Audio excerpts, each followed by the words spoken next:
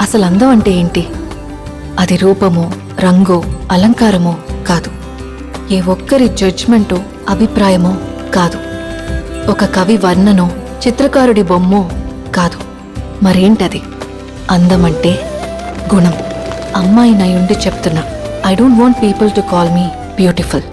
దాని బదులు నీది కష్టపడే తత్వం, నీలో కరుణ ఉంది, నీకు ధైర్యం ఎక్కువ, నువ్వు తెలివైన దానివంటే నాకు సంతోషం. Address us by our qualities.